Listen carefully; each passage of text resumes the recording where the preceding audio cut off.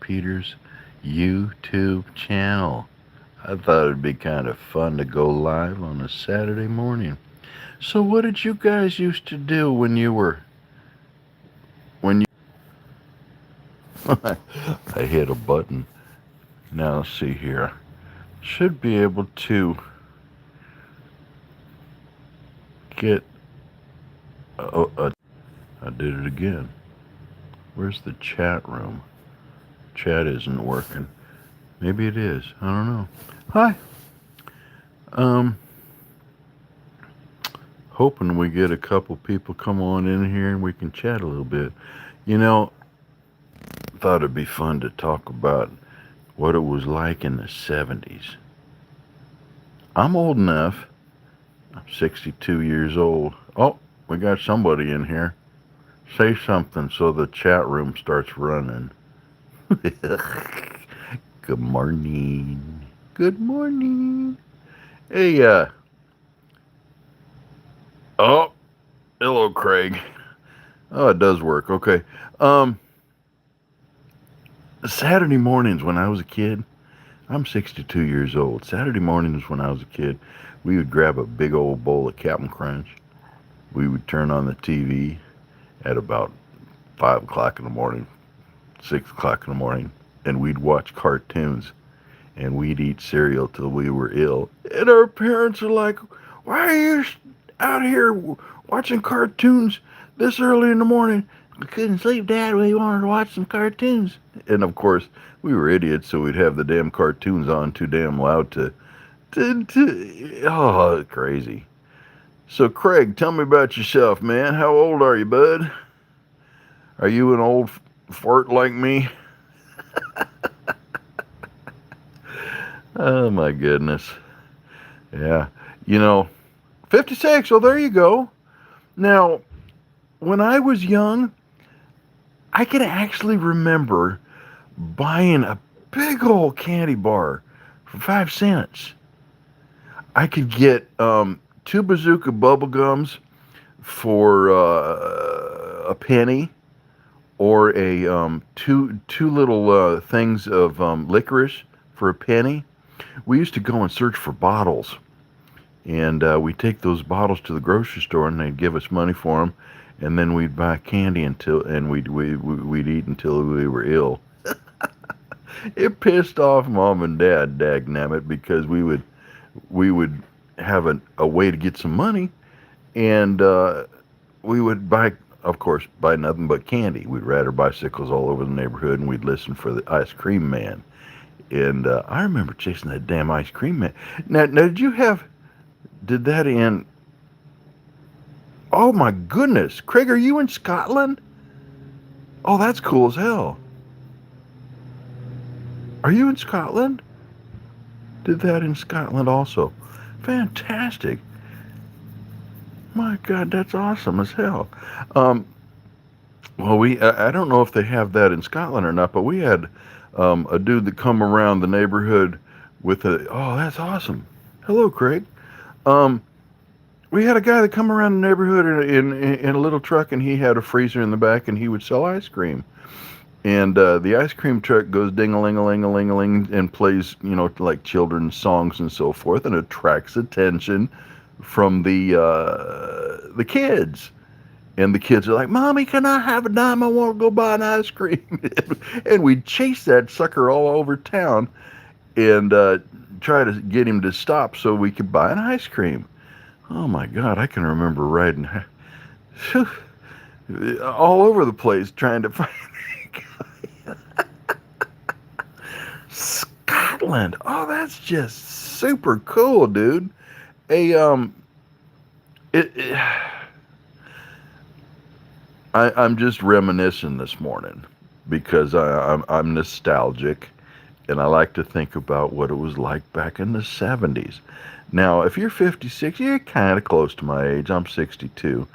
Um, do you remember anything in particular from your childhood that just doesn't kind of happen so much anymore, and you're wishing you were a youngin and you could go do that again? Is there anything like that going on in Scotland that you can think of that might maybe not be something that we'd have in the States? Now, I know I'm saying a lot. Um, have you ever been to the States, or have you traveled? Scotland, that's really cool. Yeah, normally Italian, Scottish. Okay. Oh, so you speak Italian as well, or just Scottish? Or well, obviously you speak English. You're communicating with me. Anyway, yeah, man. Uh, Usually I'm carving. By the way, my channel. I'm a woodworker, and I carve with a Dremel. And usually I'm in my shop and I'm covered with sawdust making something. But I kind of thought it'd be kind of interesting to come on here and just talk to people because usually not in USA. Oh, you've been all over Europe. Okay. Do you speak multiple languages, or is it hard to travel around Europe if you don't speak multiple languages? I mean, I get. I guess it's kind of a silly question. I was a sailor and I didn't really have any problem going to different countries because there was always somebody that spoke enough English that I could get by. I would imagine it's probably no, it's easy. Okay, yeah, it's probably the same as what it was when I was traveling through the Orient. Um, if you don't know me, um, I was a sailor, and I was on the USS Midway aircraft carrier, and our home port was Yokosuka, Japan. And so we would go out and we would bebop around the Orient, the Philippines, Thailand, Korea. Yeah. Oh, it was fun, dude. I mean, definitely work you hard, but you're a kid. You're resilient. You can work like crazy. It ain't nothing but a thing. Oh, it was fantastic, man. I've been across the equator. You see movies where they go across the equator and they have a big ceremony, and it's just silly. It's kind of like a college initiation. That's real. We had that. Oh my goodness. Look up. I guess crossing the equator. We called it Wog Day. If you have not been across the equator, you were called a wog, like a pollywog. And if you have been across the equator, you graduate to becoming what they call a shellback. You got a tough shell.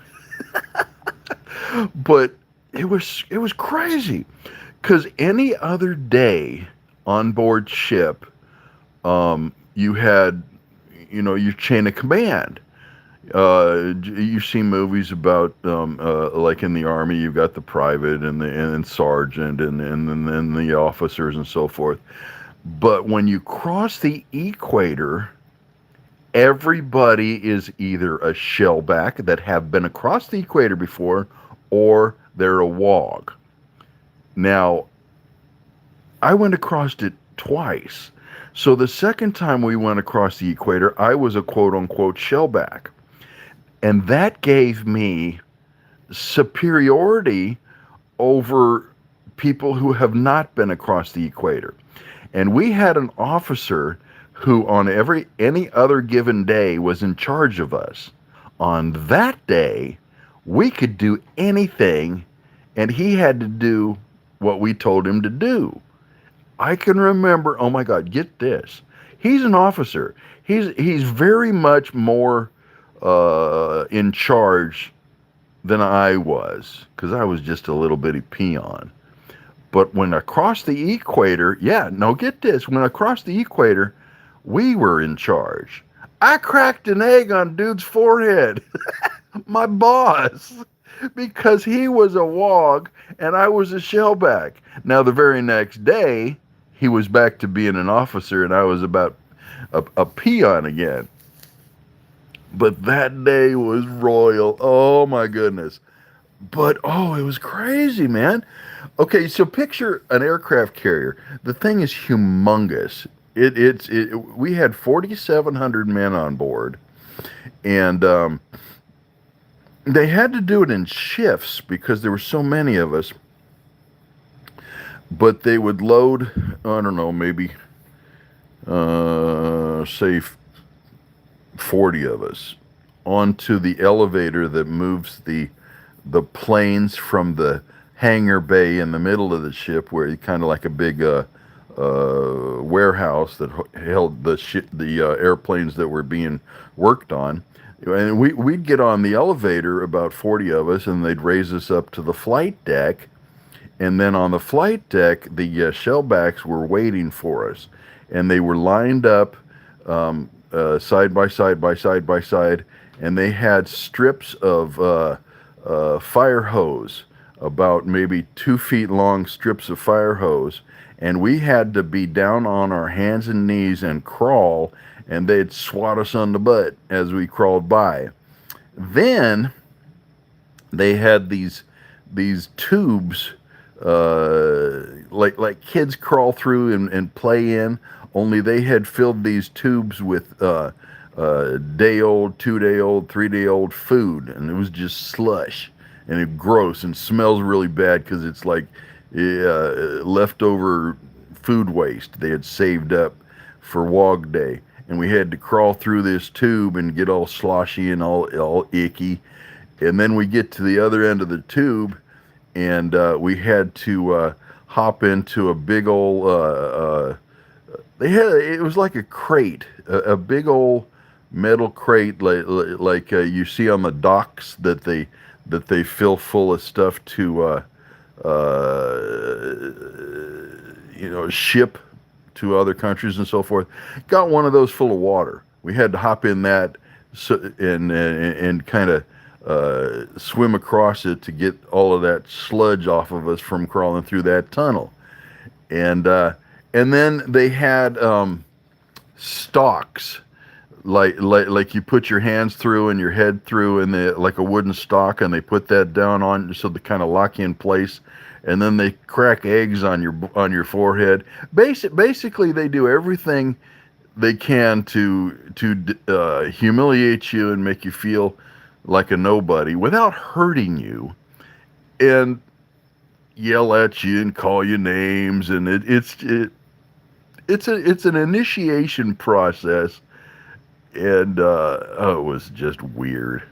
Oh, and they had what they call the royal baby, and because we were an aircraft carrier and we had many ships, or many guys going through the initiation process, there was several royal babies lined up.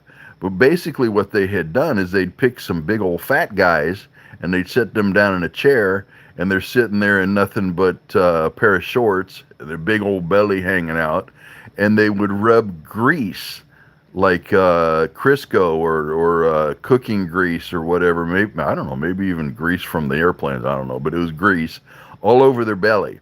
And they would take like a raisin or a grape, and they would put it in their belly button. And you had to go up there and rub your face up against his belly, and he'd grab you by the ears and he'd pull you into his belly, and you had to try to get that grape out of his belly button. I tell you what, man, stuff doesn't make sense now that I'm talking about it. But this ceremony was just the craziest damn thing you ever saw. And it would initiate us to become shellbacks. But when we went across the equator the second time, I was a shellback. So I get to holler at everybody that wasn't a shellback and run them through the gauntlet and run them through the tube full of sludge, and holler at them and call them names and just be dumb. It was funny. And then they kept telling us, oh yeah, when you cross the equator, look at the toilet. The water goes in the other direction when you flush it. We're like, what? Oh, it was crazy, man. But times in the Navy days were just glorious. And then we would we'd hit these different ports, and our area was hopping around the Orient, the Philippines, Korea, Thailand. I did make it down to Australia. Oh, that was awesome. We our ship was so huge that some places we couldn't come to shore because we were just too big, and we would anchor out, and they would send like little party boats and come up alongside of our ship and take 50 or so people to shore at a time. Many of the places was like that. We'd have to anchor out, and they'd come like in Hong Kong. We'd pull into Hong Kong, and we had to anchor out, and they sent the little yeah, it was cool. They sent the little uh, I don't even know what they call it, but kind of like a little party boat that held 50 people or so, and they would go back and forth from shore to the ship, from shore to the ship, from shore to the ship, and transport us, you know, to shore. And Hong Kong, oh, Hong Kong was crazy. Hong Kong's really cool because it's uh, it's like a melting pot for the world. You get to see all kinds of different folks that visit Hong Kong, and it was really nifty, really fun. Um, and the Philippines was crazy, man.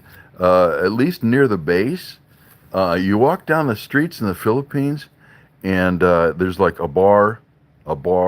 restaurant, a hotel, a bar, a bar, a bar, a bar. It was set up for sailors. Oh, it was crazy. Um, but our home port was Yokosuka, Japan, and I wasn't much of a drinker, so I didn't really go off right off base and hang out in the bars like lots of the other sailors did. I was interested in seeing the country. I kept thinking to myself, um, people spend half their life saving up their money so they can go visit Japan. And here I am for free. I'm going to explore, goddammit. So I went and I bought a train pass for the month, and I'd just get on a train and go. And I'd explore. I mean, you talk to some people that have been to Japan, and they said, "Oh yeah, I walked around and explored Tokyo." Yeah, but did you get outside of Tokyo? Did you get to go to Akasaka Metsuka? Did you go to Shinjuku? Did you go to Shibuya? Did you go to all these nifty places that are a little bit outside of Tokyo? Because that's where the people are. And you see, because Japan was our home port, I learned this stuff. And yeah, I speak a little Japanese because of it. Because I wasn't sitting in a bar drinking a bunch of beer and getting stupid. I was out exploring. Hell, I got to climb Mount Fuji. Can you imagine? Oh my God, it was awesome. They've got these sticks, kind of like a dowel, but they're hexagonal, and it's a walking stick. You can purchase one of those walking sticks, and then you use that to help you climb as you walk up Mount Fuji. Now you're thinking, climb with ropes and carabiners and so forth. That's not the case. It's a trail, and they've got guide rails in some parts that you can hang on to kind of walk up the steps and stuff when it's a little bit steep. But for the most part, it's just a big old hiking trail, and you keep going and going and going, and you're traveling up, and it hurts your legs because it's a damn long ways. And ever so often, they have these stations, kind of a resting spot, and the Japanese had it set up that they could make money from you. And they had these little guys with a little fire going, and they had a couple of branding irons in the fire, and for like $1, they would brand this side of your stick, and each station had a different brand. So as you got higher and higher and higher up Mount Fuji, you'd see these people had more and more brands on their stick there if they had bought one, and almost everybody had bought one.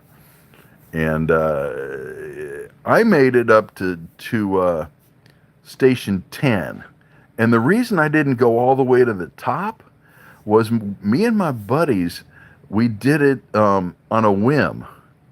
We're like, hey dude, let's go climb Fuji. Okay.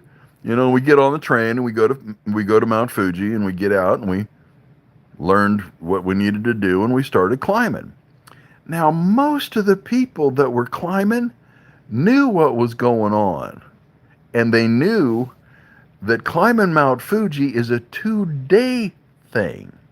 You climb up, you spend the night on the very tippy top, you see the sunrise, which is the whole experience, and I didn't know this. I just, hey, let's go climb Fuji. And then the next day, you climb down, and you have experienced it, ta-da, Mount Fuji. Me and my buddies were dumbheads. We made it to stage 10, or to station 10, and we're like, uh-oh, it's starting to get dark. We got to get back. So we climbed down and got back on the train and went back to the base. People are like, man, you climbed Fuji and you're coming back already. You should have stayed up on top. Well, we got to get back to work. We didn't plan it out at all. We're just dummy heads. But yeah, climb Fuji. Climbed Fuji. How many people you know that have climbed Fuji? Robert C. Peters climbed Fuji. Yeah, buddy. And another thing about Japan that was really kind of interesting. I was learning my Japanese from my girlfriend. And in Japan, there's different levels of language. There's the level that the children speak, and then there's the language that the more effeminate, if you will, that the females speak, and then there's masculine that the males speak. I didn't know this. I knew a little bit. I knew that there was informal and formal language. I knew that. Like you hear arigato gozaimasu. That's formal. Arigato gozaimasu is formal. You could just say arigato. Arigato is thank you. Arigato gozaimasu makes it more formal. Anyway, the Japanese that I was learning was effeminate. For instance, watashi, I or me, is more feminine. What I should have been saying was boku. And I'm like, what? I didn't know this until I was ready to leave country. Somebody had told me that, hey, do you know you're speaking like a chick? I said, no. I had no idea. But, oh my God, it was funny.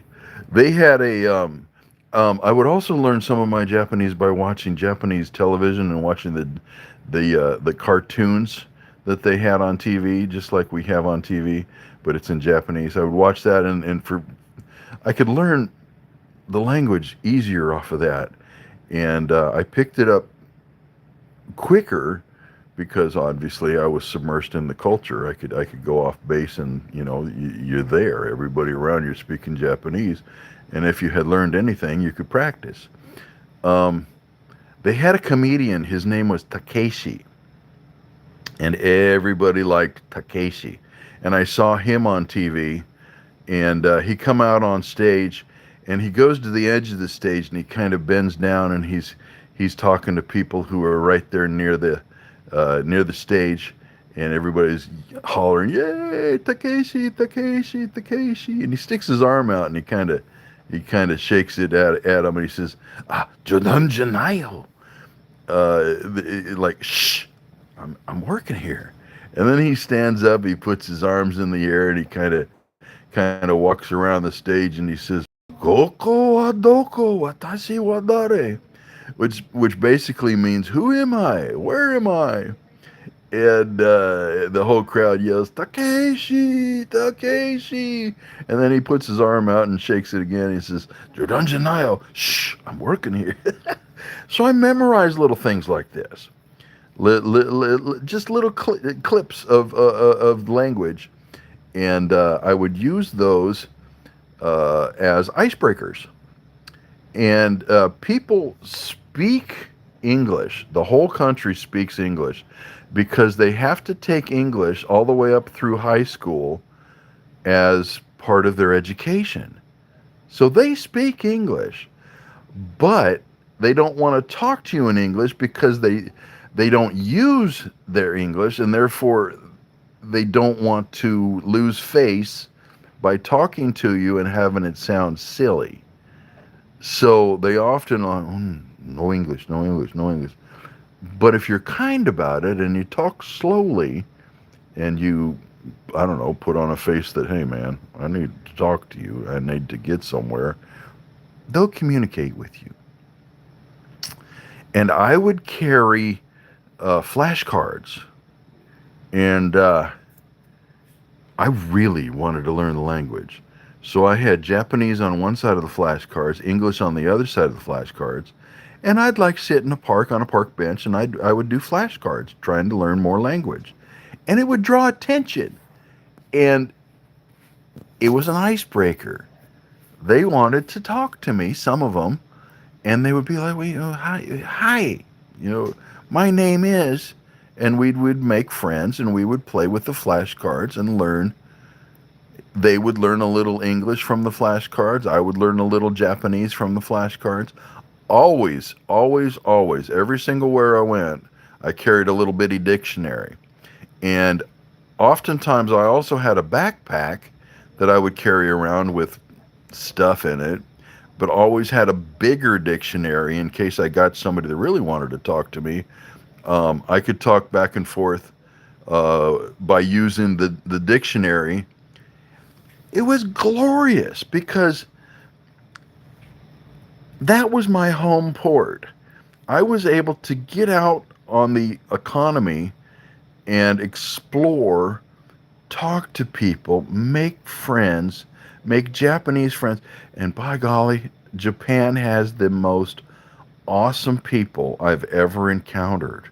They're kind. They want to talk to you. "Oh, you need to go? Oh, Mr. Grumpy. Hey, how you doing, bud? I'm telling stories about what it was like when I was in the Navy. I was talking to Craig here. I don't know if he's still here. I think he might have left. Dude was from Scotland. Oh, that's bitchin'." And for a change, I'm not carving. I'm actually looking at the screen so I can talk to you. But yeah, telling stories about what it was like in Japan. Oh, it was fabulous.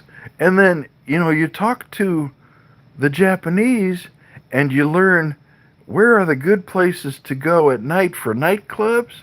Because you talk to your sailor friends, they don't know dick. You talk to uh,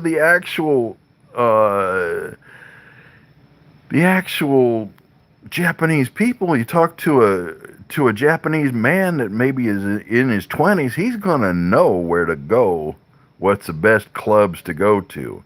And then you find out about places like Shinjuku and Shibuya and Akasaka Metsuka. Instead of going to Tokyo proper and or the Ginza in Tokyo and paying, good gracious, $30, $50 just to get into a nightclub, you find out about Shinjuku, Shibuya, Akasaka Metsuka, and you get into excuse me, you get into these clubs where you pay maybe 2,000 yen, and at the time that was equivalent to, I don't know, maybe let's see, 1,000 yen was 1,000 yen was maybe $5, something like that. You pay 2,000 yen. You pay maybe $10. You get into the club and you get a drink, and then you have to buy the rest of your drinks. But you go to Tokyo, and it costs you like 10,000 yen to get into a club. And are the clubs better? Not necessarily.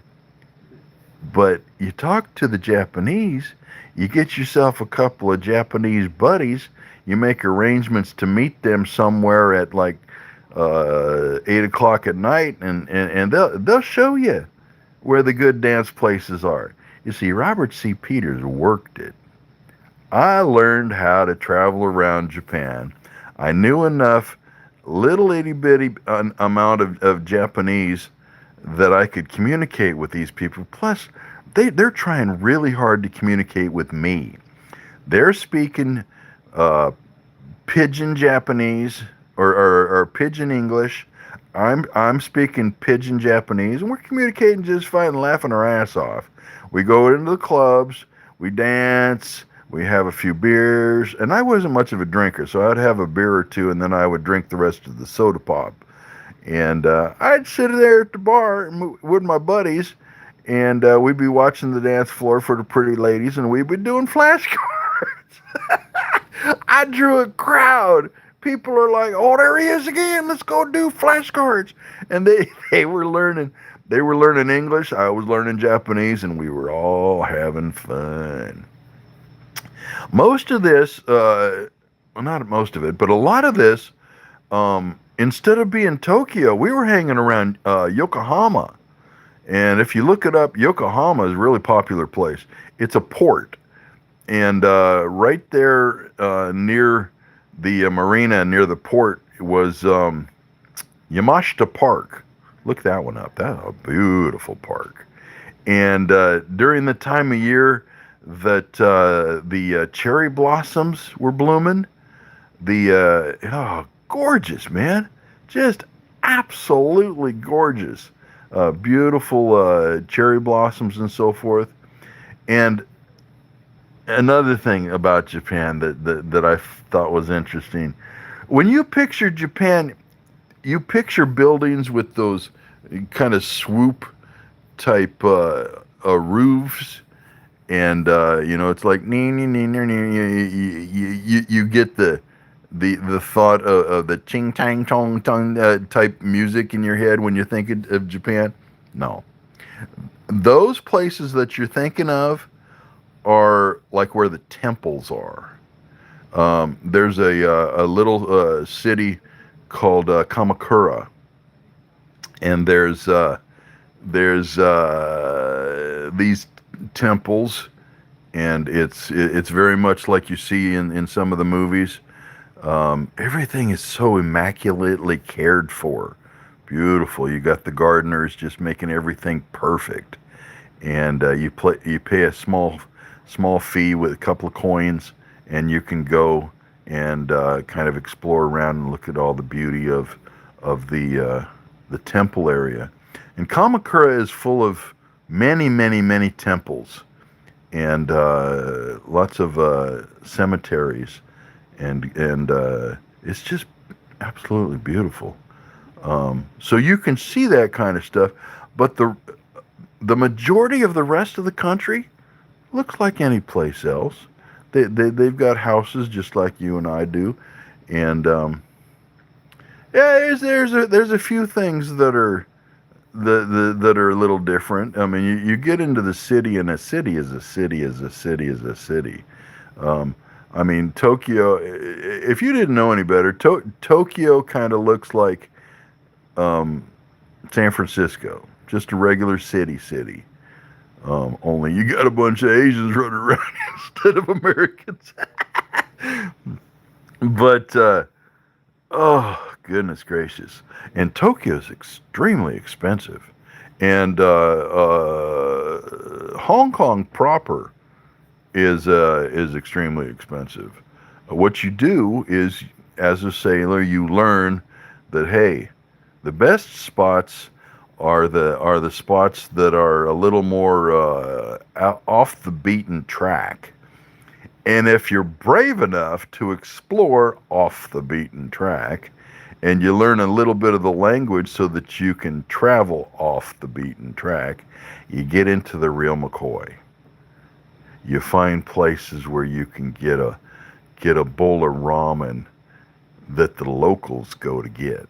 Oh, damn. You're thinking, Grumpy's thinking ramen. What? One of those little packets I pour water over and it ew. Oh no, hell no. The real McCoy ramen. Oh my God, it's so good. It is just so good. Um, I remember dancing in the clubs, and then it would be. Oh, it would be like 2 o'clock, 3 o'clock in the morning. You get out of the clubs, and right outside of the clubs, they had this the dude pushing a cart, and he would make ramen right there for you after you get out of the club. And for 500 yen, I remember specifically always carrying a 500 yen coin because I love me some ramen. And he had the boiling broth on that cart, and oh my God. And he'd make you a big old bowl. There would be an egg in it and pieces of meat and the noodles. Oh.